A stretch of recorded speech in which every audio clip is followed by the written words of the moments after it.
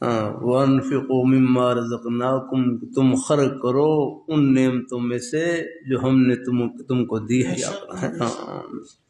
اللہ تعالیٰ مجھے اور آپ کو ہر چیز کو اس کی راہ میں خرچ کرنے کی توفیق عطا فرمائے. اور آمین یا الہ العالمین. خرچ کرنے کے بعد بھی ہر وقت یہ خدشہ دامنگیر رہے کہ خدا جانے وہ قبول بھی فرماتے ہیں یا قیامت کے دن منہ پر مار دیتے ہیں. یہ ڈر لگا رہنا چاہیے.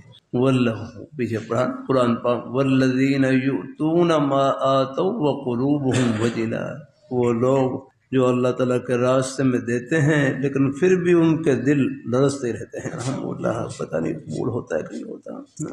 میرے حضرت فرمائے لگے اللہ تعالیٰ کی عظمت شان اتنی بلند ہے، اتنی بلند ہے، ان کے سامنے تو ہماری عبادت بھی گناہ کہلانے کے قابل ہے. اتنی بلند ہے ان کی شان ہم کہاں کر سکتے ہیں. لیکن یہ ان کی کرم نوازی ہے کہ ہماری اس ٹوٹی پھوٹی عبادت کو بھی اپنے فرض سے قبول فرما کر اپنی رحمتوں سے نوازتے ہیں. الحمدللہ. اس لیے کبھی اپنے اندر فخر نہ آنے پایا گا، اپنے اندر کوئی بڑائی نہ آنے پایا. نیکی کی توفیق مل رہی ہے، اللہ تعالیٰ کا انعام سمجھیں، اس کو اللہ تعالیٰ کا فرض سمجھیں.